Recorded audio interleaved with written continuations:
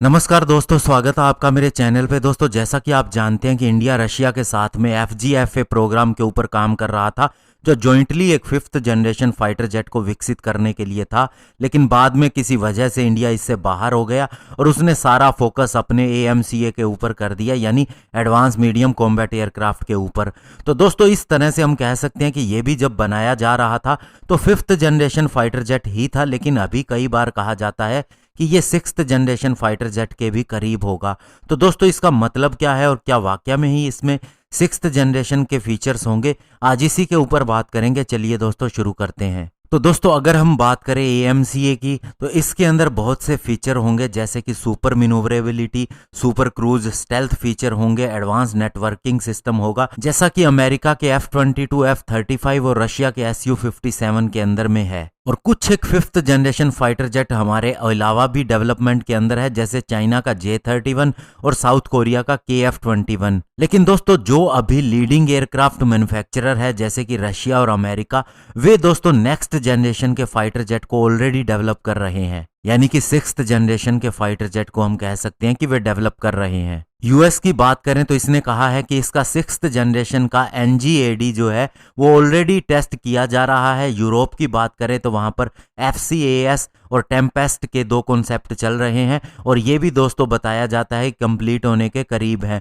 और रशिया और चाइना की बात करें तो इनके लिए भी कहा जाता है कि ये सीक्रेटली अपने सिक्स्थ जनरेशन फाइटर जेट के ऊपर काम कर रहे हैं। तो ऐसे में दोस्तों, इंडिया का जो AMCA फाइटर जेट है, ये शुरू में बताया गया था कि एक फिफ्थ जनरेशन का फाइटर जेट होगा, लेकिन 2019 में Indian air chief marshal RKS Bhadauria ने यह कहा था कि इसके अंदर सिक्स्थ जनरेशन के कैरेक्टरिस्टिक भी होंगे। और 2020 के अंदर उन्होंने ये दावा किया कि इंडिया एक सिक्स्थ जनरेशन फाइटर जेट को डेवलप कर रहा है। और उनका इशारा जिन फीचर्स की तरफ था वो था ऑप्शनल पायलट्स प्रेजेंस, यानी पायलट के बिना भी अगर कोई फाइटर जेट हो, लॉयल विंगमैन, स्वार्मिंग ड्रोन और हाइपरसोनिक वेपन। ये सारे फीचर्स हैं जो सिक्स्थ जनरेशन के फाइटर जेट के अंदर हो सकते हैं। और दोस्तों, ये सारे फीचर्स हैं, ये फिफ्थ जनरेशन के या अर्लियर जनरेशन के फाइटर जेट के अंदर भी हो सकते हैं, लेकिन सिक्स्थ जनरेशन के अंदर सबसे ज़्यादा जो एम्फेसिस दिया जाता है या बल दिया जाता है वो फ्यूज़न के ऊपर है। यानी कि दोस्तों, एक ऐसा सिस्टम जिसे हम सिस्टम ऑफ सिस्टम्स कह सकते हैं और उसके अंदर ये सारे फीचर्स इकट्ठे होते हैं।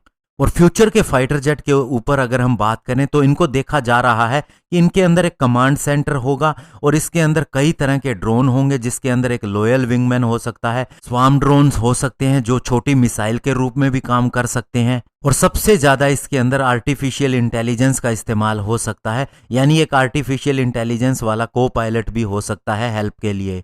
और जहां तक दोस्तों इंडिया की बात है तो इंडिया इसे ऑलरेडी कवर कर रहा है। जब एरो इंडिया 2021 के अंदर फरवरी मंथ में हुई थी तो HAL ने कॉम्बैट एयर टीमिंग सिस्टम को दिखाया था, जिसके अंदर ये सारे सिस्टम इंक्लूड किए गए हैं। लेकिन इसके अंदर सबसे बड़ी प्रॉब्लम है कि ऐसे फाइटर जेट को भी डिजाइन करना, विकसित करना जो इस सिस्टम के साथ में कोऑपरेट कर सके। और बहुत सी वेस्टर्न कंट्रीज के बारे में बताया जाता है कि वे कई मैन्ड अनमैन्ड टीमिंग सिस्टम के ऊपर लंबे समय से काम कर रही हैं, लेकिन अभी तक कोई कॉन्सेप्ट फाइनलाइज नहीं कर पाई है। लेकिन दोस्तों, आपको यह भी बता दें कि इंडिया का कहना है कि वह तेजस MK-1A का ट्विन सीट वेरिएंट बनाएगा, जो कि इसके साथ में कोऑपरेट करेगा और इसके लिए सारी चीजें तय भी कर ली गई हैं। ऐसे में दोस्तों, हम ये कह सकते हैं कि AMCA जब आएगा इसके अंदर सिक्स्थ जनरेशन के फीचर्स जरूर होंगे, कितने होंगे ये समय बताएगा, लेकिन बड़ी बात यह है कि इसकी अप्रोच अभी सिस्टम ऑफ सिस्टम्स के ऊपर ही है। धन्यवाद, जय हिंद।